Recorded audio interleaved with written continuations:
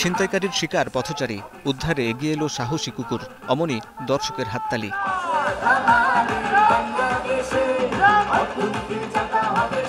Elite ফোর্সের চৌকস dog স্কোয়াডের মশাল jump ও নানা ভঙ্গিময় নাচের এই আয়োজন শেরেবাংলা নগরের পুরাতন বাণিজ্য মেলার মাঠে। প্রাণী সম্পদ প্রদর্শনীর শেষ দিন বিকেলে অনুষ্ঠিত হয় ব্যতিক্রমী র্যাম্প শো, যেখানে মডেল নানা জাতের প্রাণী।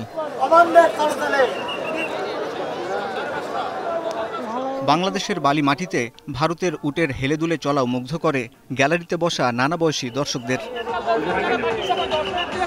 দৌড় প্রতিযোগিতার জন্য প্রস্তুত নানা জাতের ঘোড়াও মডেল হয় র্যাম্প শোতে।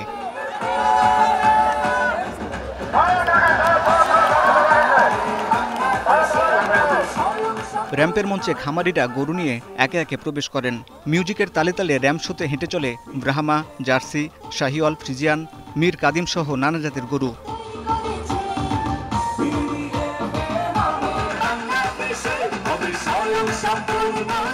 এ সময় পশুর মালিকেরা পশুর জাত, বয়স এবং দাম জানিয়ে দেন।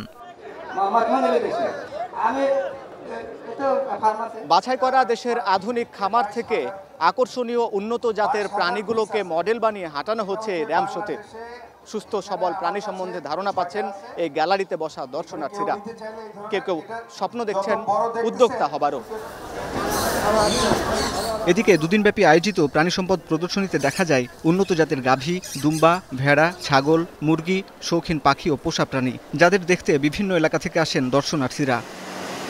বাচ্চারা ওই বইয়ের মোবাইলের মধ্যেই যা লিমিটেশন আর কি, ওই জন্য প্র্যাকটিক্যাল একটু দেখাতে নিয়ে আসলাম, ধরেও দেখতে পারলো, ছুঁয়ে দেখতে পারলো। ব্রাহ্মা জাতের 1 কোটি টাকার এই গরুটি নজর কেড়েছে মেলার মাঠে, তাই ক্রেতা দর্শনার্থীদের বেশ ভিড় ছিল শেষ বিকেলে। এইচএসসি সেকেন্ড ইয়ারে আমার 30 জুন পরীক্ষা, আমি পড়ালেখা বাদ দিয়ে এখানে আসছি বিকজ আমার এই সেক্টরটা খুবই ভালো লাগে। আমার এই সেক্টরটা নিয়ে একটা ড্রিম আছে, সেজন্য আমি এখানে আসা। ছোট ভাইকে নিয়ে আসলাম দেখার জন্য। এখানে বিভিন্ন প্রাণী দেখলাম, বিশেষ করে গরু, ষাঁড়, তারপরে হচ্ছে যাই গাভী বাছুর আছে, তারপরে হচ্ছে ছাগলের দেখলাম, উট আছে। তো এটা খুবই একটা ব্যতিক্রমধর্মী মনে হচ্ছে আর কি, এই ধরনের মেলা এর আগে আর কখনো দেখি নাই। এছাড়াও ছিল প্রাণী সম্পদ উন্নয়নে ওষুধ সামগ্রী, টিকা ও বিভিন্ন প্রযুক্তি সহ 3 শতাধিক স্টল। কম খরচে উন্নত জাতের গরু পালন বিষয়ে বিভিন্ন প্রান্ত থেকে আসেন ক্ষুদ্র খামারিরা। প্রান্তিক চাষিরা যে গরু চাষ করে এখন লাভবান হওয়া খুব কঠিন, কারণ খাদ্যর দাম বেশি। গমের বসি 1300 টাকা, তা 2500 টাকা হয়েছে।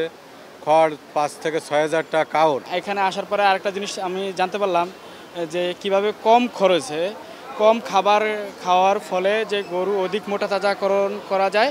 এই প্রোডাক্টগুলো ইউজ করলে খামারের সময়ও বাঁচে, যেহেতু লেবার কস্টের একটা ব্যাপার আছে, লেবার কস্টও কমে। এখানে আসার পরে মাশাআল্লাহ আমি অনেক মানুষেরই সাড়া পেয়েছি, অনেকেই ক্রয় করতে ইচ্ছুক।